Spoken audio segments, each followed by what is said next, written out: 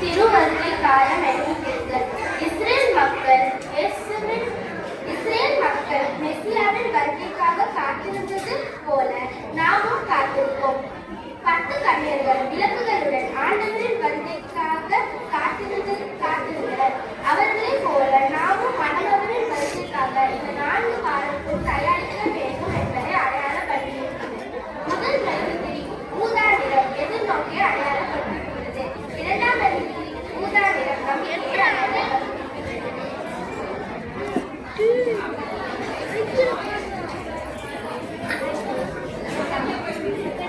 மூன்றாம் மெழுகுவர்த்தி பிங்க் நிறம் மகிழ்ச்சியை அடையாளப்படுத்துகிறது.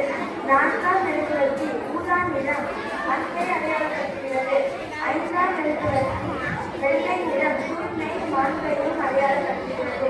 இந்த 5ஆம் மெழுகுவர்த்தி கச்சிதமான இருக்க வேண்டும் என்பது அவசியமில்லை.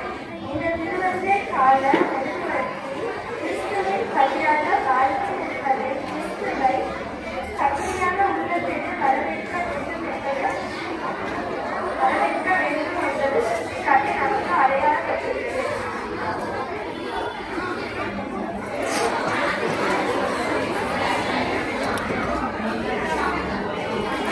கிறிஸ்துமஸ் நட்சத்திரம்.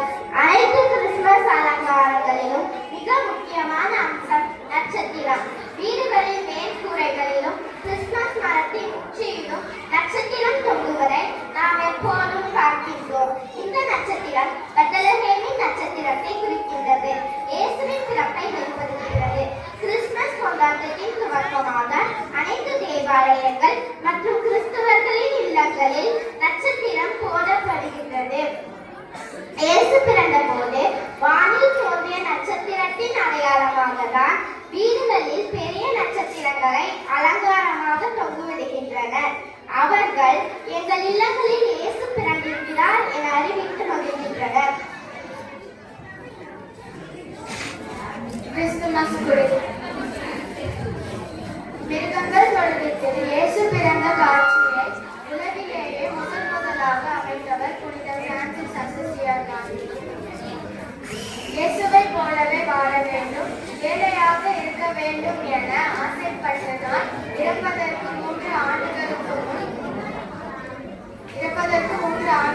முன் இயேசு பிறந்த இடமான புனித பூமிக்கு ஆசையோடு சென்று சிலுவை போரின் காரணமாக அவர் தன் சொந்த ஊரான இத்தாலிக்கு திருப்பி அனுப்பப்பட்டார்.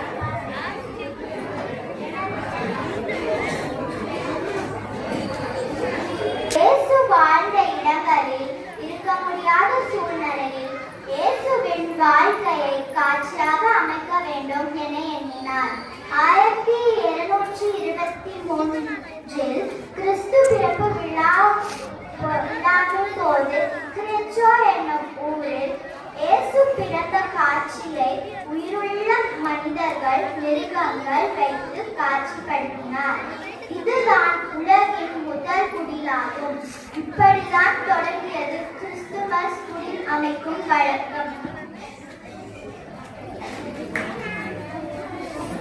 Christmas tree. ஜெர்மானியர்கள் தான் கிறிஸ்துமஸ் மரத்தை முதலில் வீடுகளில் அனுமதித்தார்கள். கிறிஸ்துமஸ் மரத்தின் கிளைகள் சிலுவை அடையாளத்தை கொண்டிருப்பது கிறிஸ்துமஸ் மரத்தின் சிறப்பு அம்சமாகும். ஜெர்மனியில் 17ஆம் நூற்றாண்டில் குளிர்கால இரவில் ஃபாதர் மார்ட்டின் லூதர் காட்டில் சென்று கொண்டிருந்தார். அப்போது சர்ச்சில் கூற வேண்டிய போதனைகளை நினைத்து கொண்டு சென்றார்.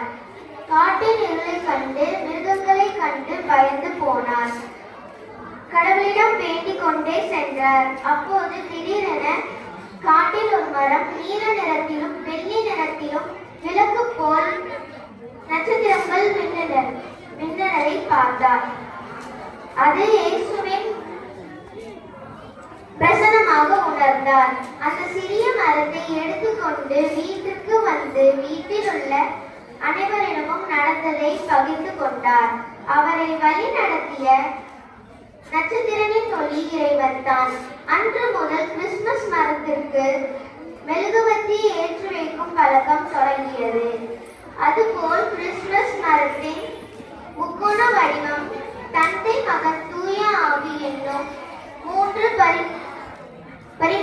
என்பதை குறிப்பிடுகிறது. இயேசு மனிதனாக உருவான நாளை கிறிஸ்துமஸ் மரத்தை அலங்கரிக்கும் மூலம் கொண்டாடப்படுகிறது.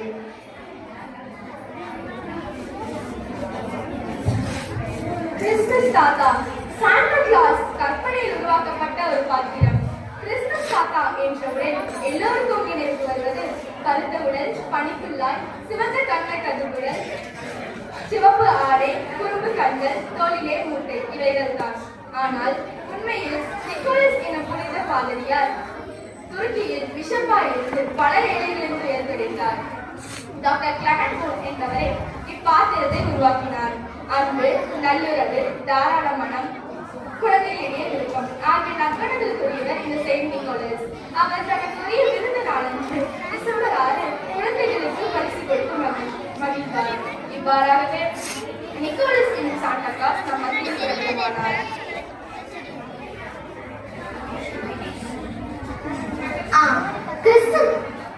கிறிஸ்துமஸ் கொடுப்பதற்கும் பகிர்வதற்கும் பிறரை அன்பு செய்வதற்குமான ஒரு நேரம். எனவே பிறருக்கு உதவுதல் என்னும் குணங்களை மனதில் கொண்டவர்களால் பிறருடைய தேவைகளை அறிந்து ஆடைகள், உணவுப் பொருட்கள், பணம் ஆகியவற்றை நன்கொடைகளாக அழைத்து கொண்டாட்டத்தின் உண்மையான உணர்வை பரப்புவோம். மகிழ்வுடன் இயேசு பாலனை